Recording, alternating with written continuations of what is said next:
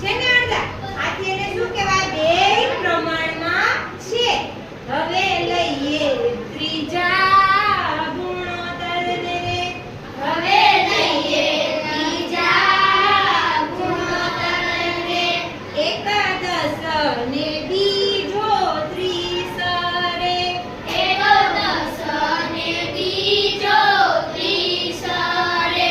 બંનેનો ગુણોત્તર 10 ના છેદમાં 30 રે. બંનેનો ગુણોત્તર 10 ના છેદમાં 30 રે. એટલે આનો ગુણોત્તર 3 ગણો થાય છે. કેટલો થાય છે? 3 ગણો. આ ગણો થાય છે? 3 ગણો. તો અહીંયા 2 ગણો થાય છે. 1 ના છેદમાં 2, 1 ના છેદમાં 2, તો આ 1 ના છેદમાં 3 થાય છે. તો આ છે ઈ તમારા બેયના પ્રમાણમાં નથી.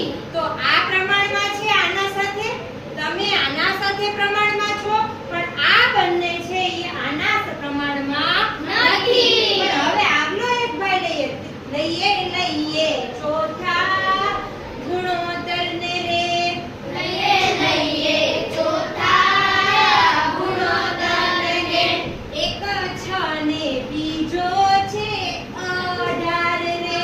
1 6 ને બીજો છે 18 રે. બેનો ગુણોત્તર 6 ના છેદમાં 18 રે. બેનો ગુણોત્તર 6 ના છેદમાં 18 રે. 6 ના છેદમાં 18 એટલે 3 ગણા થાય. 6 ના 3 ગણા 18. તો 1 ના છેદમાં 3 દેખો. તો આ 1 ના છેદમાં 3 છે ઈ આની સાથે સમપ્રમાણમાં છે. હા.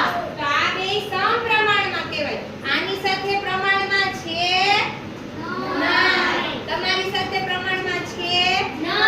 કારણ કે તમે બમણા છો અને આ બેય છે 3 ગણા છે.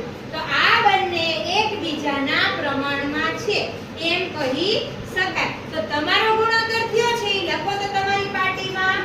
શું હતો તમારો ગુણોત્તર? 10 ના છેદમાં 20. લખો તમારો 10 ના છેદમાં 20. તમારો શું હતો બેયનો? 5 ના છેદમાં 10. Very good. 5 ના છેદમાં 10 લખો. તમારો શું હતો? 10 ના છેદમાં 30. લખી નાખો 10 ના છેદમાં 30.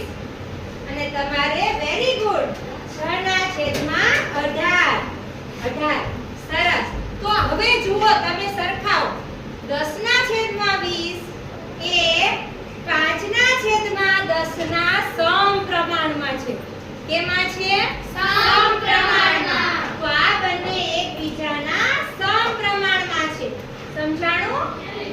સમપ્રમાણમાં કહેવાય. અને આ તમે બે છે એ સમપ્રમાણમાં પ્રમાણમાં કહેવાય નહીં. ગુણોત્તર છે એનું પ્રમાણ માપ્યું છે. શું માપ્યું છે?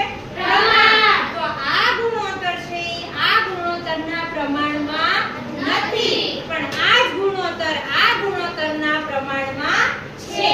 સમજાણું? એટલે એનો જવાબ આવ્યો. હવે આ બંનેને જુઓ તો આ બંને એકબીજાના પ્રમાણમાં છે. સમજાઈ ગયું?